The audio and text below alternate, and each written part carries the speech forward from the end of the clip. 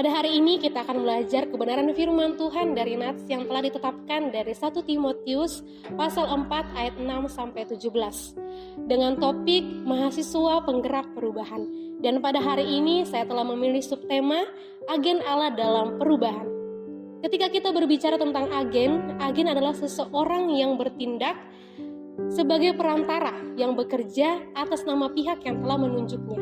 Dalam hal ini, kita, mahasiswa, dan orang-orang percaya adalah agen Allah. Kita bertindak, kita bekerja sebagai perantara antara Allah dan manusia. Allah telah menunjuk kita sebagai agennya. Maka dari itu, kita perlu tahu apa tanggung jawab kita sebagai agen Allah. Allah rindu melihat orang-orang yang masih tinggal dalam kegelapan memiliki perubahan. Dan Allah ingin mereka mengenal bahkan menerima Yesus Kristus sebagai Tuhan dan Juru Selamat mereka satu-satunya. Dan inilah tugas kita sebagai agen Allah. Kita mau menjadi penggerak perubahan. Kita mau bergerak memberitakan Injil keselamatan kepada orang-orang yang belum percaya sehingga mereka memperoleh perubahan yang luar biasa yang akan mengubah kehidupan mereka menjadi lebih baik, menjadi lebih bermakna bersama dengan Yesus Kristus. Dan pada hari ini kita akan belajar bagaimana cara untuk menjadi agen Allah. Cara yang pertama adalah melatih diri beribadah dalam ayat yang ke-8. Melatih diri sama dengan membiasakan diri kita. Kita perlu melatih diri dan membiasakan diri kita beribadah. Karena itu adalah tanda kesalehan kita kepada Allah. Dalam 1 Timotius 6 ayat 11 dikatakan bahwa tetapi engkau, hai manusia Allah, jauhilah semuanya itu. Kejarlah keadilan, ibadah, kesetiaan, kasih, kesabaran, dan kelemah lembutan. Ada pepatah yang mengatakan Allah biasa karena biasa. Artinya, kita bisa melakukan sesuatu karena kita terlatih. Kita bisa melakukan sesuatu karena kita terbiasa. Saya kira aneh kalau gembala sidang diajak berlatih beribadah. Aneh jika ada pendeta yang diajak berlatih beribadah. Aneh jika ada diaken penatua yang diajak berlatih beribadah. Dan aneh jika ada mahasiswa teologi yang diajak berlatih beribadah. Tetapi ini fakta.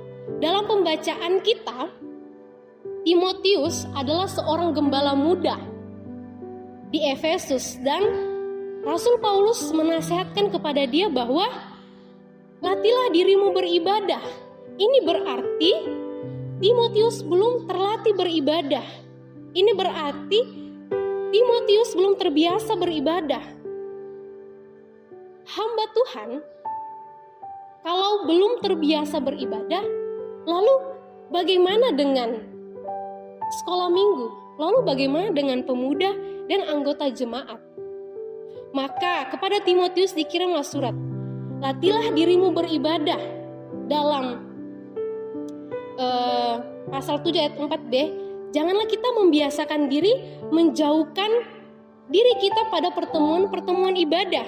Tetapi mari kita melatih diri, membiasakan diri kita seperti yang dilakukan oleh beberapa orang-orang di antara kita.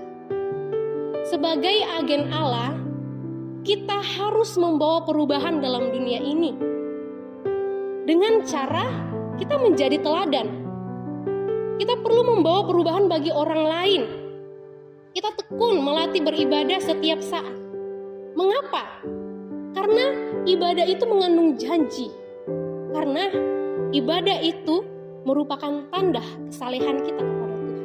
Cara yang kedua adalah mengandalkan Tuhan dalam ayat yang ke-10-11.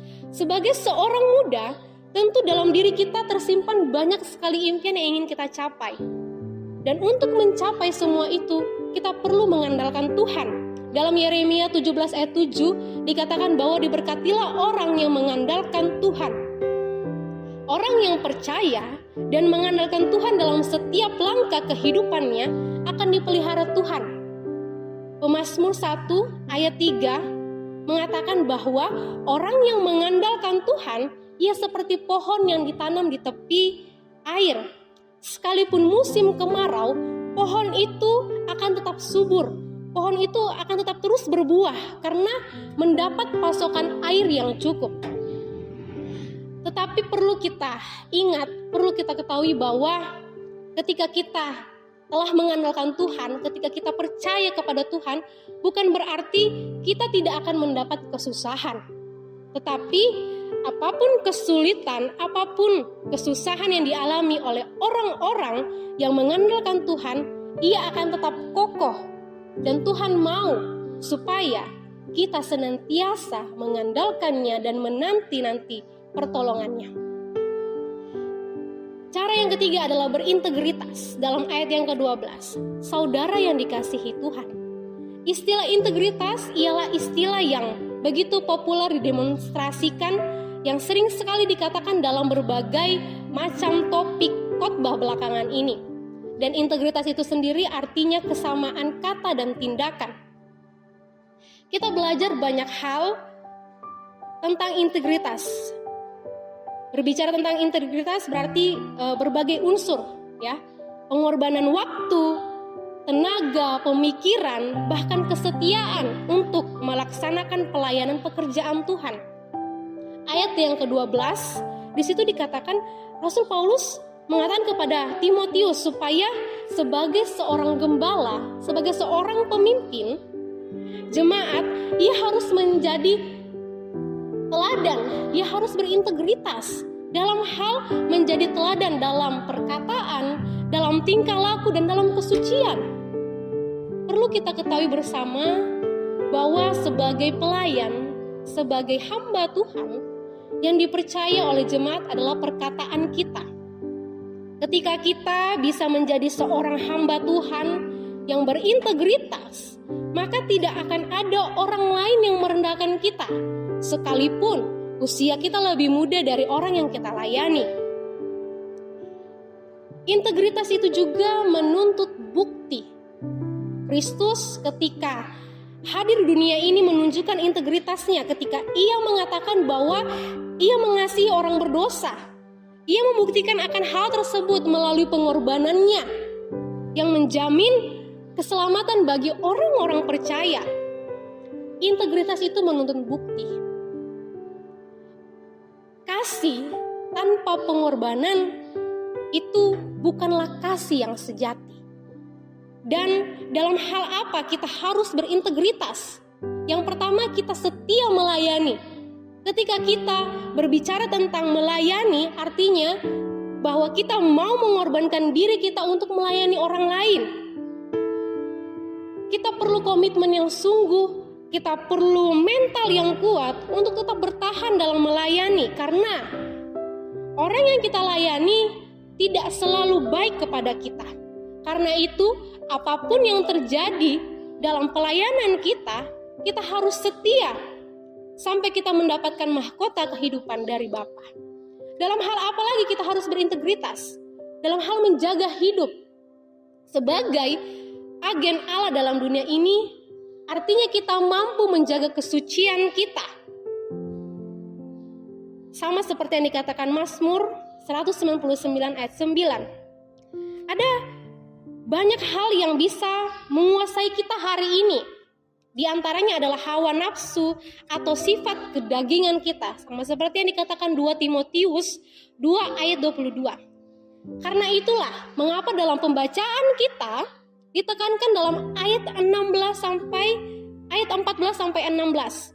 Supaya sebagai agen Allah, kita harus mampu menjaga dan mengawasi diri kita masing-masing. Pada hari ini kita telah belajar bersama bahwa sebagai agen Allah dalam dunia ini, maka kita harus menjadi teladan dalam hidup kita, baik melalui kesetiaan kita dalam beribadah, mengandalkan Tuhan, menjadi seorang pelayan yang berintegritas, dan mampu menjaga hidupnya, supaya nama Tuhan tetap terus dipermuliakan dalam kehidupan kita. Demikianlah firman Tuhan pada hari ini. Tuhan Yesus memberkati.